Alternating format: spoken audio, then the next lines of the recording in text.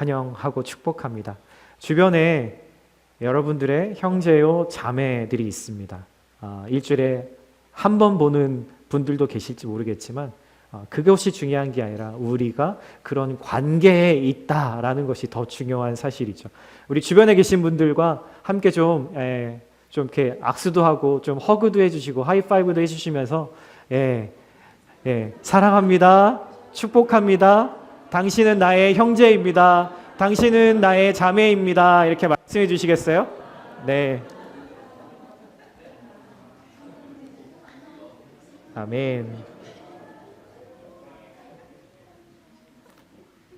네,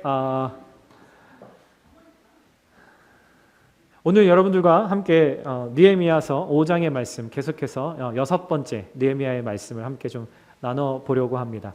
함께 1절부터 12절까지의 말씀인데 저와 한 구절씩 천천히 집중해서 무슨 얘기인가를 좀 한번 먼저 파악하는 시간이 됐으면 좋겠습니다. 제가 1절의 말씀을 먼저 읽겠습니다. 그때 백성들과 그 아내들 사이에 그들의 유다의 형제들을 원망하는 소리가 있었습니다. 어떤 사람은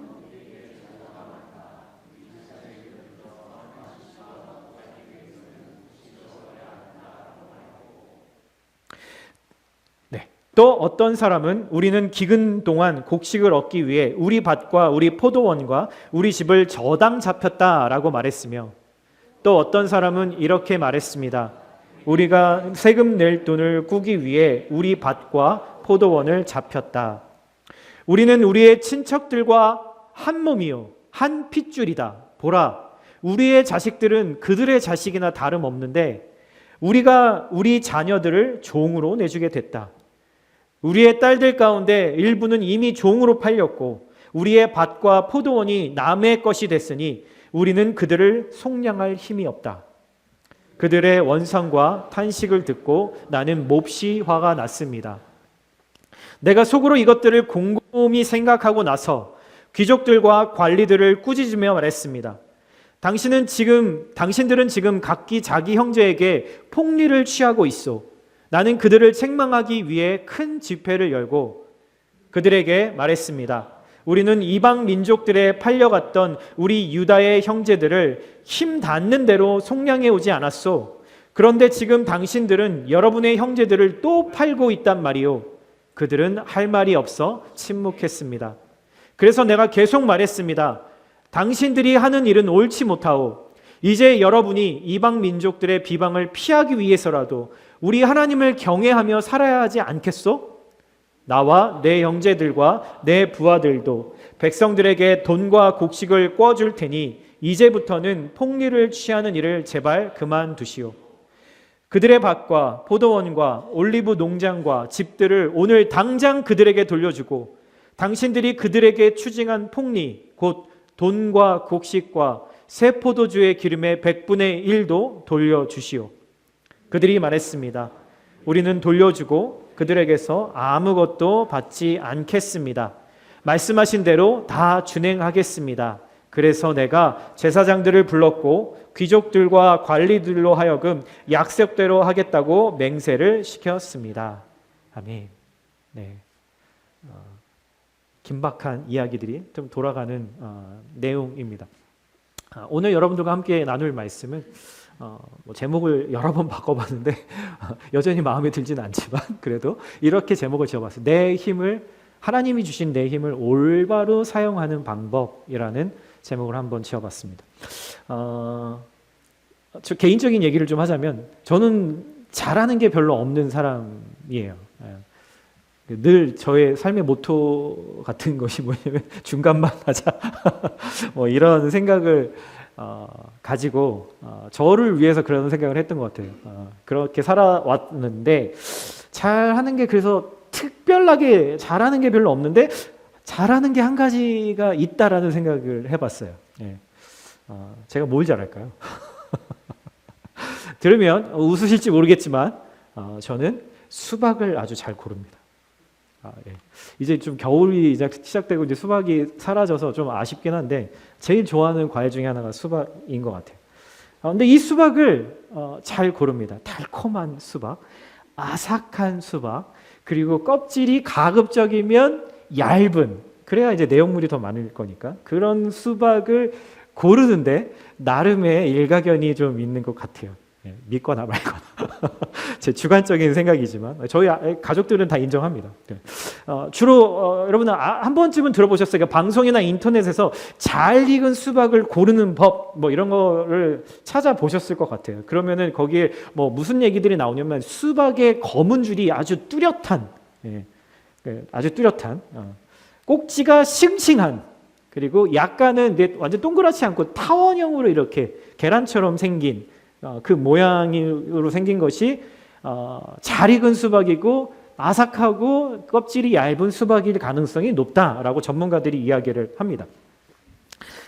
한국에서는 그렇게 얘기를 했어요. 그런데 제가 미국에 와서 수박을 고르는데 미국 수박은 물론 뭐 멕시코에서도 오고 그러지만 한국 수박은 좀 다르잖아요. 이 코스코에 가보면 이 큰 박스에 이제 수박들이 막 여름에 이렇게 쌓여 있는 것을 보면 사실 이렇게 검은 줄이 뚜렷한 게 그렇게 많지 않은 것 같아. 그래서 일단 처음에 당황을 해요. 두 번째는 꼭지가 없어요, 다. 그러니까 꼭지를 확인할 방법이 없어요. 한국에서는 그 꼭지가 되게 중요해서 그거를 이렇게 보존하는 게 그 상인들의 중요한 역할인데 여기는 꼭지가 없어요. 그 확인할 방법이 없죠. 그래서 한국에서 알았던 그 방법대로 시도를 해봤더니 성공할 확률이 50%가 안 되더라고요. 그래서 이게 되게 그런 경험들을 잘못 고른 경험들을 하다 보니까 되게 나중에는 좀 이렇게 화가 나는 거예요. 어떻게 하면은 잘 고를 수 있을까? 저만의 연구 방법들을 좀 이렇게 터득하게 된 것 같아요. 일단은 그래도 전문가들이 얘기한 그 세 가지 정보를 통해서 이제 스크리닝을 1차적으로 해 봅니다. 제 눈에. 그리고 나서 그 다음 순서가 저에겐 되게 중요해요. 수박을 보고 이제 이렇게 두 개의 손가락으로 통통통 이렇게 두들겨 보면서 그 소리를 음미하는 거예요. 가끔씩은요, 제가 가서 이렇게 두들기고 있으면은 미국 사람들이 백인이 와갖고 자기도 모르면서 옆에서 이렇게 두들겨요. 근데 어쨌든 저에게는 목적이 있어요. 그 소리가 저한테 되게 중요하거든요. 이때 중요한 건 여러분 귀로 듣는 게 아니라 모든 오감으로 그거를 듣는 게 중요합니다. 특별히 좀 이렇게 마음으로 이렇게 듣는 게 중요해요. 두들겼을 때 들리는 그 소리와 손가락 끝에 전달되는 그 소리의 울림. 전문가적이지 않을까요? 그리고 그 소리를 마음으로 이렇게 듣는 거죠. 그리고 제가 수박의 그 안을 상상해 보기 시작해요. 어떻게 생겼을까? 그리고 수박을 골랐을 때 어떤 때 그 수많은 두드림 가운데서 가장 맛있었던 수박을 골랐을 때 그 기억을 최대한 기억해내면서 가장 그 가까운 소리를 그걸 마음에 생각한 후에 고르는 거죠. 그러면 거의 성공합니다. 나름 과학적이에요. 그래서 이거를 어떻게 설명하기는 좀 그래요. 이렇게 따라하십시오. 그러니까 경험치가 쌓이고 가장 좋았던 그 경험들을 기억해냈을 때 나름의 그런 과정들이 생기는 것 같아요. 믿거나 말거나. 어쨌든 수박을 고르면서 제가 느끼는 것은 여러분 그렇지 않아요? 겉만 보고 이 속을 알아내는 게 얼마나 어려운가. 우리가 어렸을 때는 한국에서는 이제 그거를 알려주려고 이렇게 세모로 이렇게 수박을 이렇게 따준다고 하죠. 그래서 그 안을 푹 해가지고 이거 보세요, 잘 익었잖아요, 이렇게 확인시켜주기도 했는데 미국은 그렇게 안 해주니까요. 어찌됐든 겉만 보고 이 속을 알아내는 것이 얼마나 어려운가라는 것을 생각해 보게 되는 거죠. 여러분은 겉과 속이 같은 분이신가요? 제가 이 질문을 드리려고 이 이야기를 해봤습니다. 오늘 그 이야기를 좀 해보려고 해요. 겉과 속이 같은가? 느헤미야에서 5장에서 보면은 지난주죠. 이스라엘의 그 전장을 보면은 외부의 적들이 이스라엘이 성벽을 재건하는 것들을 방해하고 못하게 하는 일들, 그러니까 외부의 어떤 방해들을 우리가 지난주에 봤다면 오늘 5장에서는 내부의 문제를 보게 되는 거죠. 정말 사실 더 중요한 거, 우리가 인생 살아보면서 물론 20대 이렇게 어린 시절에는 겉모습이 중요하잖아요. 우리가 겉이 중요하기 때문에 겉에 돈을 투자하고 시간을 투자하지만 우리가 나이가 들어가면서 점점 바뀌게 되죠. 아, 속이 더 중요하구나라는 생각들을 하게 되는 것과 마찬가지로 오늘 말씀에서는 이 이스라엘 공동체 그리고 개인의 그 내면 안에 보여지는 것들을 우리가 한번 보려고 합니다. 외부의 적들과의 싸움이었다면 이제 이 5장에서는 내부의 적들과의 싸움을 보게 되는 거죠.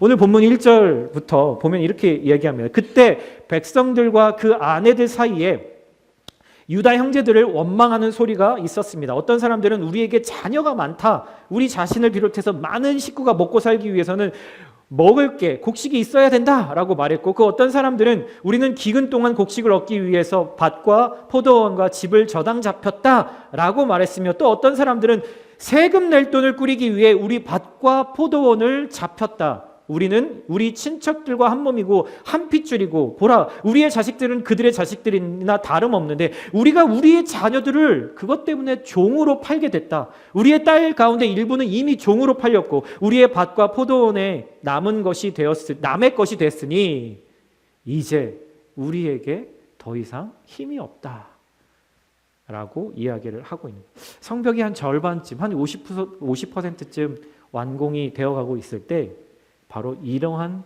내부의 문제가 바로 수면 위로 드러나게 된 거죠. 아침부터 밤까지 쉬지도 않고 일했다라고 얘기해요. 아침에 해가 뜨면 그때부터 일을 시작해서 별을 보고 일을 마쳤다라고 했잖아요. 강행군이에요. 그것만이 아니죠. 밤에 외부의 적들로부터 가족들과 공동체를 보호하기 위해서 보초를 또 돌아가면서 섰어요. 그러니까 완전히 강행군인 거죠. 한번 상상해 보세요. 그 사람들의 얼굴이 정말 노랗게 떠 있고 입술은 터져가지고 그렇게 일하고 있을 그 사람들의 모습을 상상해 볼 수 있는 거죠. 여러분, 이렇게 육체적으로 힘든 노동을 하고 있는 사람들에게 여러분 가장 중요한 게 뭘까요? 가장 중요한 게 뭘까요? 여러분, 일꾼들한테는 뭐 해야 돼요? 먹여야죠. 먹어야 일을 할 거 아닙니까? 이렇게 완전히 빡세게 일을 하고 있는데 평소에 3끼 먹어갖고 되겠어요?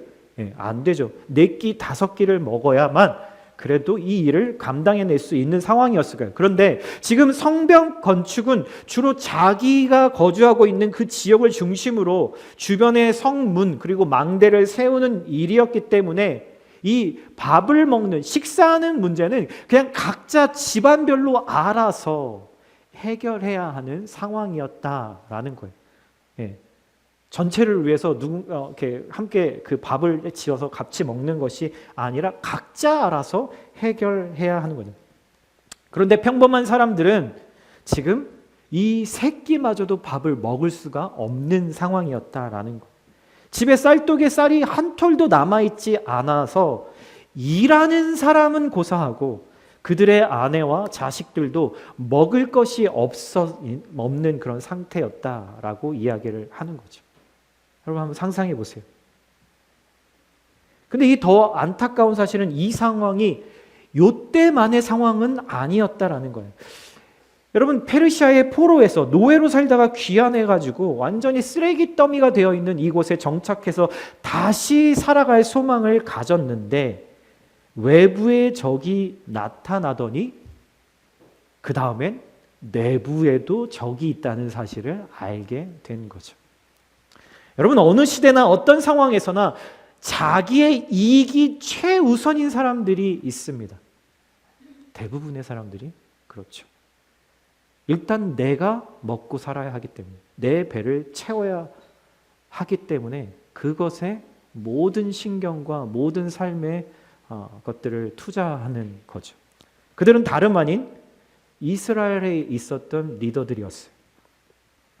그들은 동족을 향해서 사채놀이를 하고 있는 거고, 형제 자매들의 눈물과 아픔을 통해서 자신의 오늘 먹을 식량으로 채우고 있었던 거예요. 이스라엘의 공동체가 얼마나 썩어 있었는지를 단적으로 보여주는 거죠. 영적으로도 도덕적으로도 윤리적으로도 완전히 썩어 있는 모습들을 보게 되는 거예요. 여러분 당시에 역사적인 사실들 좀 체크해 보면 이스라엘 사람들이 페르시아의 속국이었잖아요, 그렇죠? 침략을 받았기 때문에 이제 거기에다가 세금을 내는데 페르시아 왕에게 1년에 얼마의 세금을 내냐면 200만 다릭이라고 페르시아의 그 화폐 단위로 지금 돈으로 환산을 해보면 한 1000억에서 1500억 정도, 1000만 불에서 1500만 불 정도의 세금을 그 많지도 않은 사람들이 1년에 부담해야 했다라는 거예요. 뭐가 있겠어요? 노예로 살다가 그들이 뭐 잘 먹고 잘 살고 떵떵거리며 살다가 돌아온 것도 아니고, 자기 재산이 없는 노예로 살다가 돌아와서 어떻게 해가지고 하루 벌어서 하루 먹고 살아가는 그렇게 힘든 상황인데 내야 될 세금만도 엄청났다라는 거예요. 그런데 이게 끝이 아니었어요. 여러분 이스라엘의 그 리더들이, 귀족들과 관리들이 자신들이 배를 불리기 위해서 없는 세금을 또 만들어서 사람들에게 세금을 걷어냈다라는 거죠. 또 여기가 끝이 아닙니다. 요 당시에 엎친 데 덮친 격으로 흉년이 들었다라고 이야기를 해요. 와, 이건 완전히 지금 그냥 차라리 죽는 게 낫다라고 생각할 수 있는 상황이겠죠. 지금 공동체를 위해서, 우리를 위해서 나라는 삶을 포기하고 성벽 공사를 위해서 생계를 제껴놓고 나왔는데 누구는 밥을 먹고 누구는 밥을 못 먹는 상황이 됐다라는 거예요.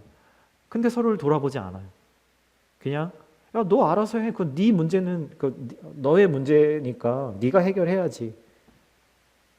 그래서 6절에 이 사람들이 어떻게 했냐면 그들이 부르짖었다라고 이야기를 합니다. 부르짖었다. 여러분 이 부르짖음이라는 말이 그냥 이렇게 흘러갈지 모르겠지만 이스라엘이 이집트에서 400년 동안 종살이 할 때 그 삶이 너무나 괴로워가지고 하나님을 떠났던 그들이 하나님을 기억하고 하나님에게 마지막에 그렇게 하나님 우리 좀 도와주십시오라고 부르짖었다라고 하는 그 단어를 동일하게 여기서 쓰고 있어요. 하나님의 이름을 부르며 슬피 울었다라는 말이죠. 여러분, 여러분들의 인생에서 이렇게 하나님께 부르짖어 본 적이 있으신가요? 만약에 아직 그런 본 적이 없으시다면 하나님이 나에게 축복을 주셔서 나는 내 삶이 평안해서 그런 거야 라고 생각하시면 안 되고요. 아직 내가 인생의 쓴맛을 덜 봤구나 라고 생각을 하셔야 될 거예요. 마음이 무너져서 기도조차 나오지 않는 그 상황에서 하나님 앞에 나아가서 그저 울기만 하는, 그럴 수밖에 없는 그런 상태. 여러분 지금 이들이 성벽을 왜 다시 쌓고 있죠? 여러분 그 목적을 우리가 다시 생각해 봐야 돼요. 성벽을 쌓는 이유는 성 안에 있는 것을 지키기 위함이잖아요. 그렇죠? 성 밖에보다 성 안에 더 중요한 것이 있기 때문에 그 성 안에 있는 것을 보호하기 위해서 성벽을 짓는 거예요. 그렇죠?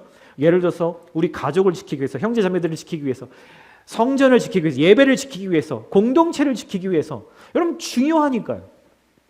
성벽이 없을 때는 그들의 삶의 안과 밖이라는 구분 자체가 없었어요. 그냥 안과 밖이 없어요. 마치 이런 거예요. 마치 크리스천이라고 말은 하지만 우리가 세상 사람들과 다른 것 없는 삶을 살아가고 있다면 마치 이런 상황인 거죠. 성벽이 없는 거예요. 밖이나 안이나 똑같은 거죠. 그냥 그저 주일날 교회에 나오기만 한다면 내 삶의 진정한 변화가 없는 삶으로 살아가고 있다면 여러분 우리는 지금 성벽이 없는 채로 살아가고 있는 아주 불쌍한 상태의 사람들이라는 사실을 잊지 마셔야 돼요.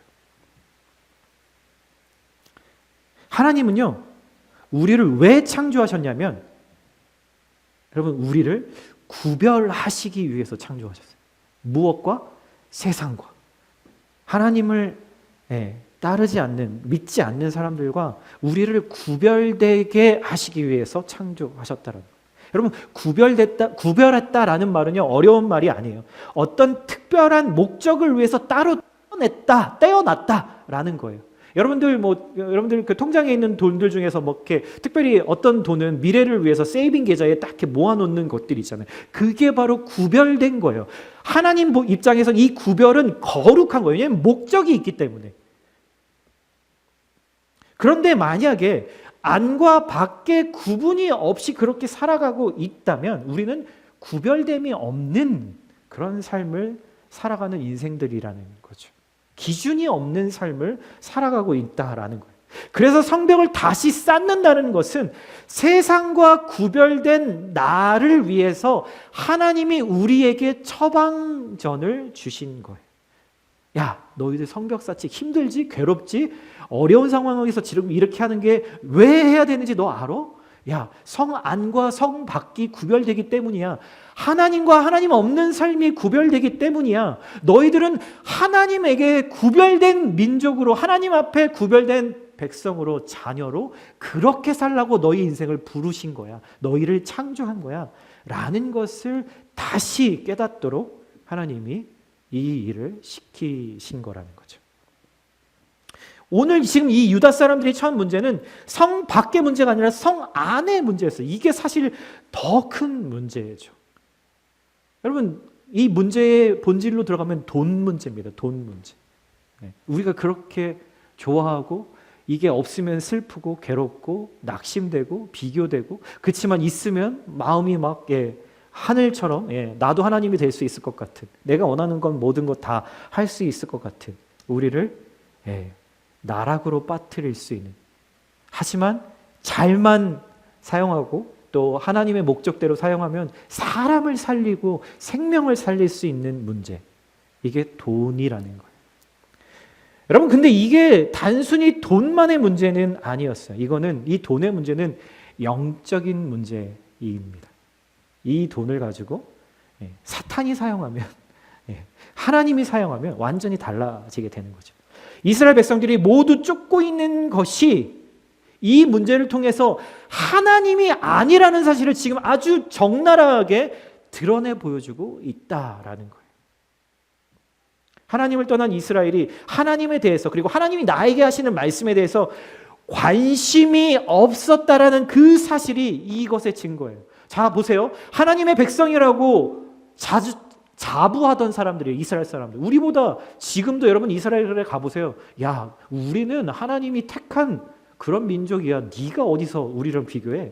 이런 자부심이 있는 사람들이거든요. 게다가 지금 성전을 짓고 성벽을 다시 재건하고 있는 상황에 있었던 사람들에게 일어난 문제라는 사실을 우리가 주목해야 돼요.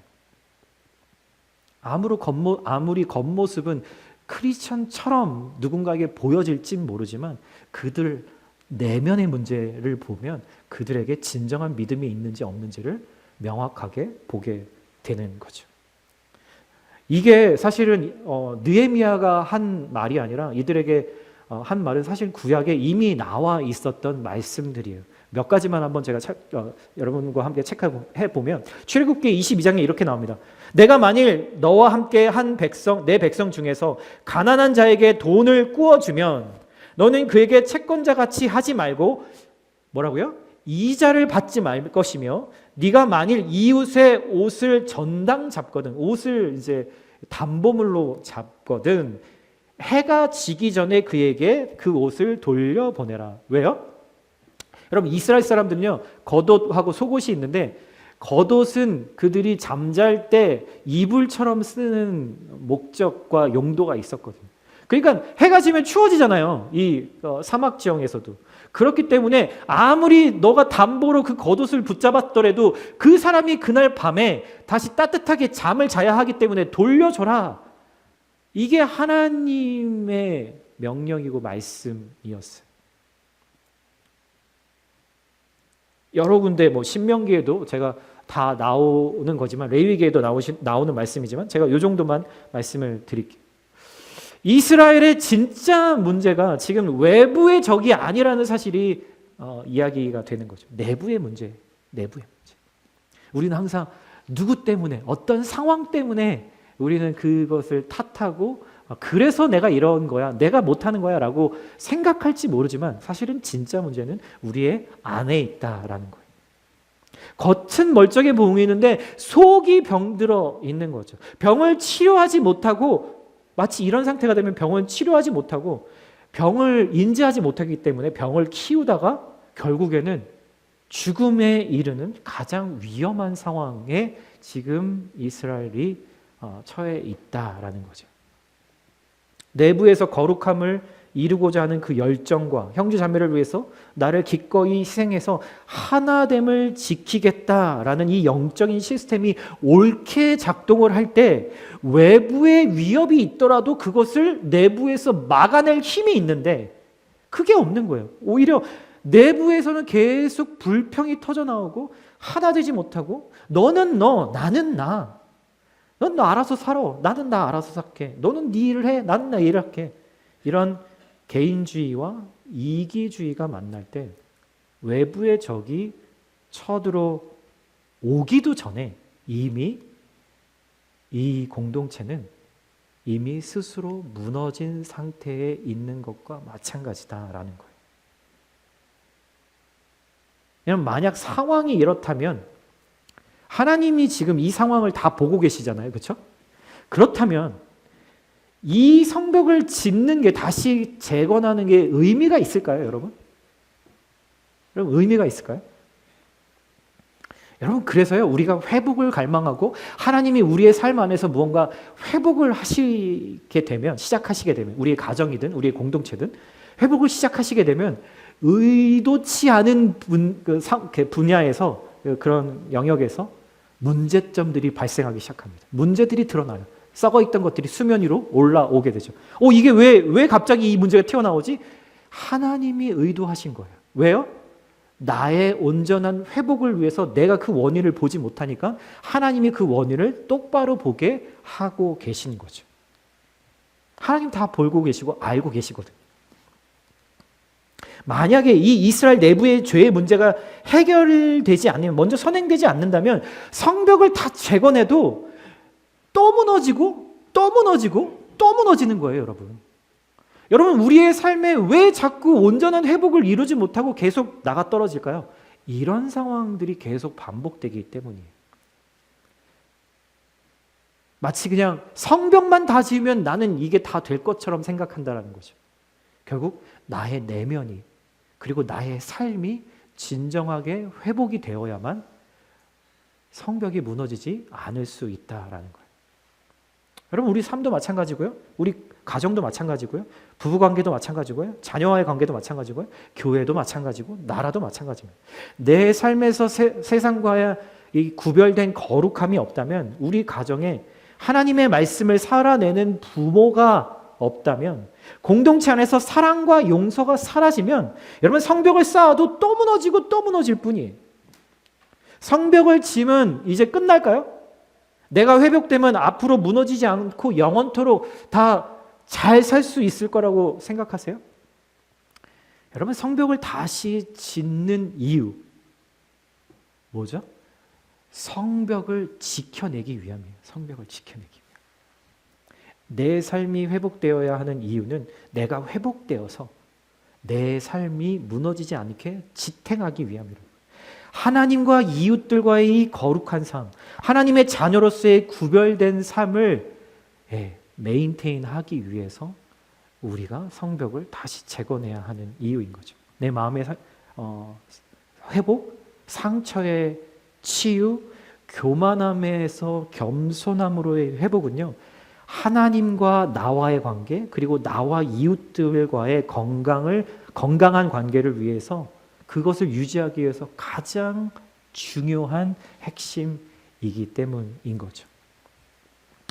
오늘 이 상황들에서 어떻게 느헤미야가 대응을 하는지를 한번 살펴보죠. 6절부터 보면 이렇게 됩니다. 그들의 원성과 탄식을 듣고 나는 몹시 화가 났습니다. 느헤미야를 말하는 거예요. 내가 속으로 이것들을 곰곰이 생각하고 나서 귀족들과 관리들을 꾸짖으며 말했습니다. 당신들은 지금 각기 자기 형제들에게 폭리를 취하고 있어. 나는 그들을 책망하기 위해서 큰 집회를 열고, 여기서 미링이라는 거죠. 그들에게 말했습니다. 우리는 이방 민족에 팔려갔던 우리 유다 형제들을 힘 닿는 대로 내 돈을 들여서 속량했는데 그런데 지금 당신들은 우리가 그렇게 다시 되돌려온 형제 자매들을 다시 도로 팔고 있단 말이에요. 이 이야기를 했더니 그들이 할 말이 없어서 침묵했다라고 이야기합니다. 여러분, 느헤미야가 크게 분노했어요. 여러분, 거룩한 분노라는 말 들어보신 적 있으세요? 분노는 보통은 좋지 않은 거라고 우리가 생각할지 모르지만 여러분, 이 거룩한 분노는 하나님의 성품이에요. 이 거룩한 분노는 뭘 얘기하냐면 진정한 사랑이 있잖아요. 이렇게 관계 안에서 진정한 사랑이 있는데 그 사랑의 관계에 뭔가 불순물이 들어가는 것. 그래서 그것이 괴로운 거예요. 그 마음이 바로 거룩한 분노예요. 여러분, 잘 생각해 보면 우리는 사랑함에도 불구하고 화를 내는 것이 아니라 어떻게 보면 사랑하기 때문에 때로는 이 거룩한 분노를 표출할 때가 있는 거죠. 사랑이 깊고 클수록 그 사랑이 변질되는 것을 견디기가 어려운 거죠. 하나님이 그러세요. 하나님이 나와의 관계에서 그렇다라는 거예요. 하나님은 사랑이시잖아요. 여러분, 사랑이 많으신 분이 아니라 하나님은 사랑 그 자체라고 이야기를 하잖아요. 하나님이 제일 못 견디는 것이 뭐냐면 그 사랑이 변질되는 것을 못 견디세요. 여러분, 예를 들어서 아내와 남편과의 관계를 보면 아내는 남편만 사랑해야 돼요. 그리고 남편도 아내만 사랑해야 돼요. 여러분, 그거를 우리는 사랑이라고 얘기하잖아요. 그렇죠? 요즘은 그걸 사랑이라고 얘기하지 않더라고요. 둘 간의 관계에서 다른 사람도 사랑할 수 있다라고 이야기하는 게 요즘의 사랑이죠. 여러분, 그렇지만 우리는 마음으로 알아요. 그게 사랑이 아니라는 걸. 그리고 그 사랑은 거룩하다라고 말하지 않아요. 거룩하지 않다라는 것을 알죠. 하나님이 이 세상의 죄와 악을 보시고 여러분 분노하지 않으신다면, 내 안에 있는 그 썩어 있는 것들을 보고 분노하시지 않으신다면 나를 위해서 십자가에서 죽으시지도 않으셨을 거예요. 예수님이 내가 갚아야 할 그 죄의 대가를 위해서 여러분 대신 죽으신 이유는요, 하나님이 나를 사랑하시는 그 사랑이 내 안에서 그 변질되는 것을 어떻게든 막아보려고 예수님이 나를 위해서 십자가에서 죽으셨다라는 거예요. 왜요? 사랑은 거룩해야 되기 때문에. 근데 나는 그 거룩을 지킬 능력이 없어요. 그럴 마음도 없어요. 그럴 열정도 없어요. 그래서 하나님이 스스로 먼저 자발적으로 십자가에서 죽으신 거예요. 그게 바로 예수님이시죠. 하나님의 거룩한 분노의 결과는 늘 자기 희생이에요. 먼저 저와 여러분들이 짓는 죄에 대해서 하나님이 우리처럼 분노해서, 만약에 하나님이 우리에게 막 욕을 하시고 험한 말로 우리를 막 다그치시고 씩씩거리시면서 삐져서 말도 안 하시고 뒤에서 우리 모르게 뒷담화를 막 하신다면 여러분, 우리는 어떨까요? 우리는 평생 어둠 속에서 살아야 돼요. 그런데 하나님은 그런 선택을 하지 않으셨어요. 내가 죄를 지었지만 죄에 넘어간 내 연약함과 교만함을 예수님이 끌어안으신 거예요. 여러분, 그게 분노를 대하는 하나님의 방법이에요. 여러분은 어떻게 분노를 대하고 계신가요? 여러분 안에 느껴지는 그 분노를 여러분들은 어떻게 반응하고 계신가요? 분노한 느헤미야에게 한 가지 흥미로운 사실은요, 그 분노를 바로 표출하지 않았다라는 거예요. 1장에서도 보면 여러분, 페르시아 왕이 그러잖아요. 너 왜 이렇게 근심하는 얼굴이야? 라고 이렇게 절체절명해 죽을 수도 있는 그 질문 가운데 그는 바로 대답하지 않고, 그냥 머릿속에 생각나는 대로 대답하지 않고, 그가 계획한 대로 대답하지 않고 하나님께 기도하고 대답했다라는 거 여러분 기억하시죠? 여러분, 오늘 본문의 7절에 보면은 여기에 곰곰이 생각하고 라는 말이 나옵니다. 여러분, 이 원래 히브리의 원어를 직역하면 이렇게 얘기해요. 이렇게 이야기할 수 있어요. 내가 내 자신과 스스로 의논하고 라는 말이에요. 쉽게 말하면 내가 지금 느끼는 이 분노가 하나님의 뜻과 맞는 것인지를 분별할 시간을 충분히 가지고 나서라는 의미인 거예요. 제가 이 말에 되게 많이 찔렸습니다. 여러분, 감정을 따라서 일하면요, 반드시 후회해야 합니다. 여러분, 반드시 후회해요. 제 말이 아니라 여러분 한번 여러분들의 삶에서 실수한 그 분노 때문에 어려움이 됐던 그 과거를 한번 기억해 보세요. 반드시 후회하게 됩니다. 자신의 화를 따라 말하면 상대방이 어떻게 할 것 같아요? 나는 후련할 것 같죠? 아니요. 상대방도 나랑 똑같이 분노해요. 절대로 내가 원하는 변화는 사실 일어나지 않더라고요. 느헤미야는 이스라엘 사람들에게 어떻게 보면은 이 사람들한테는 굴러온 돌과 같은 존재예요. 그렇지 않겠어요? 나이도 그렇게 많지도 않고, 그렇다고 어찌 보면 그가 할 수 있는 일이 별로 없기도 하고, 변화시킬 수 있는 능력도 저 사람 별로 없을 거야 라고 느껴졌을 거예요. 그런데 반대로 생각해 보면요, 이 느헤미야는 페르시아의 2인자죠. 예루살렘 총독으로 임명돼서 왔죠. 돈도 많죠. 권력도 있죠. 그러면 이 사람들이 그 사람을 보면서 무슨 생각을 할까요? 지까짓 게 뭐라고. 아니면 느헤미야 입장에서 이스라엘 사람들에게 그렇게 생각할 수 있지 않겠어요? 참, 니네들이 말을 안 들어? 니네가 뭐라고? 화낼 수 있잖아요. 서로가 그렇게 할 수 있는 거잖아요. 그런데요, 느헤미야는 그렇게 하지 않았더라는 거예요. 느헤미야의 감정이 분노하는 것보다 자신의 이 분노가 하나님의 입장에서 합당한지를 먼저 묵상하는 거예요. 잠시 기다리는 거. 그리고 하나님의 뜻에 맞지 않다면 내가 얼마든지 그 분노를 내려놓겠다라고 하는 순종의 마음이 있었던 거죠. 그리고 귀족들과 관리를 불러 모아서 이야기한 이유. 왜 그들에게 사실 이런 이야기를 했을까요? 그들이 진정으로 변화되기를 바랬기 때문이에요. 저도 착각하는, 그리고 우리 모두가 자주 착각하는 게 있어요. 내가 무언가를 하면 그 사람이 변할 거다라는 생각이죠. 아니, 좀 더 직설적으로 얘기하면 내가 무언가를 하면 이 사람은 변해야 해! 라고 우리는 생각합니다. 착각이에요. 여러분, 우리는 결코 사람을 바꿀 수 없어요. 그럴 수 없는 존재예요. 여러분, 이 사실이 맞다, 틀리다를 어떻게 알 수 있냐면 멀리 갈 필요도 없습니다. 여러분, 여러분들의 자녀들이 우리가 잔소리한다고 변하던가요? 안 변해요. 여러분, 바꿔서 그렇다면 여러분은 부모님이 잔소리해서 변하셨어요? 안 변하셨을걸요?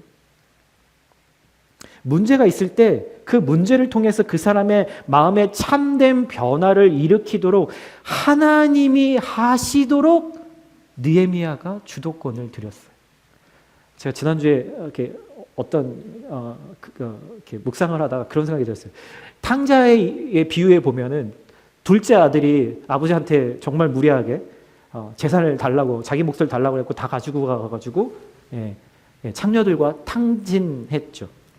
근데 그 아버지가, 저는 그런 생각이 문득 드는 거예요. 그 질문이. 왜 아버지가 그를 쫓아가서, 저 같으면 그랬을 것 같아요. 쫓아가서 이거 하지 마, 저거 하지 마, 이런 거 안 돼, 저런 거 안 돼 하고 다시 가자, 뭐 이렇게 뭔가 적극적인 개입을 왜 하지 않았을까라는 그런 질문이 생겼어요.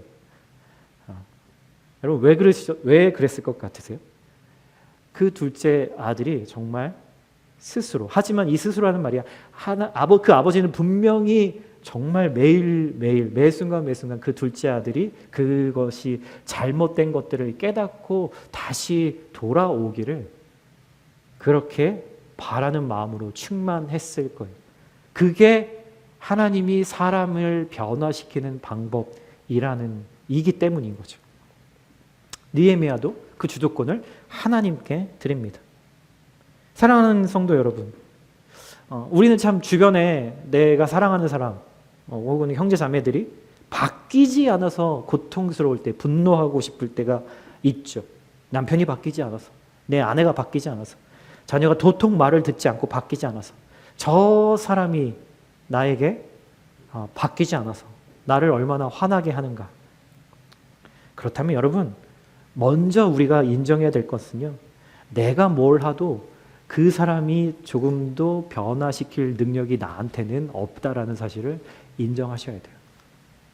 하나님이 일하셔야만 그 영혼 안에서 참된 변화가 일어날 수 있는 거죠. 제가 농담 반 진담 반으로 그렇게 얘기를 여러 번 했잖아요. 좀 그래서 사랑하는 사람이 있다면, 진짜 사랑하는 사람이, 하나님 빨리 망하게 해주세요. 그래야 그러니까 망한다는 게 뭐 경제적인 그런 거가 아니라요. 정말 하나님 앞에 고집 부리는 것들이 있다면 빨리 망하게 해주세요. 하나님. 그게 진짜 사랑의 기도구나라는 생각이 들었어요. 그리고 무엇보다 성령 안에서 내가 변하지 않으면 다른 어느 누구도 변하지 않아요.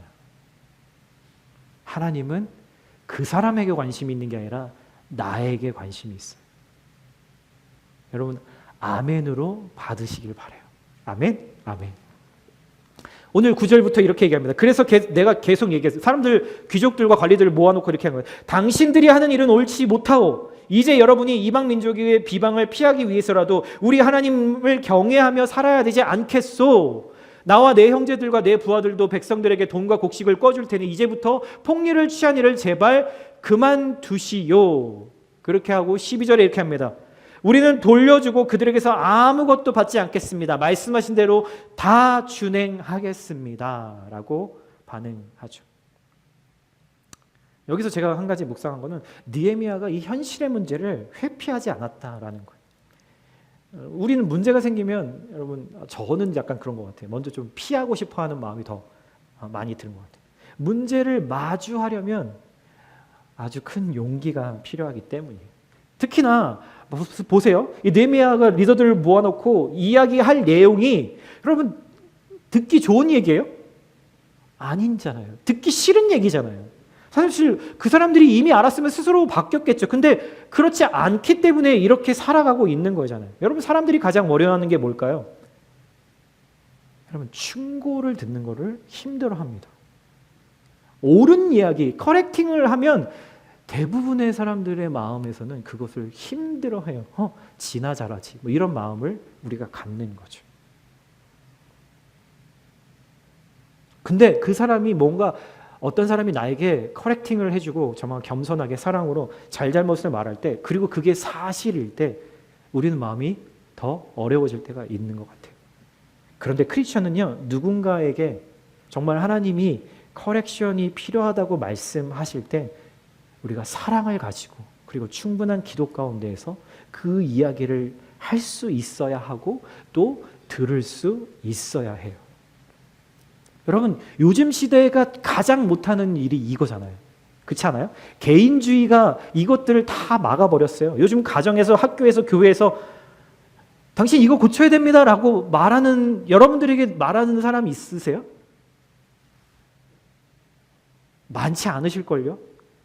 그런데 느헤미야는 단호하게 이야기해요. 느헤미야가 쉬었을까요? 아니요. 사실 누구나 마찬가지잖아요. 듣기 좋은 말 하고 싶지. 상대방이 어려워할 말, 그러면 그 말을 하면 나랑 관계가 어려워질 말 누가 하고 싶겠어요? 여러분, 그런데 기억하셔야 돼요. 성경은, 하나님은 단호하게 고쳐야 할 부분에 대해서 너 이렇게 해주지 않겠니? 이렇게 하면 어떻겠니? 라고 말하지 않으시고요. 단호하게 바꿔라 라고 이야기하시죠. 왜요? 왜요? 여러분, 그 마음을 아셔야 돼요. 사랑하니까.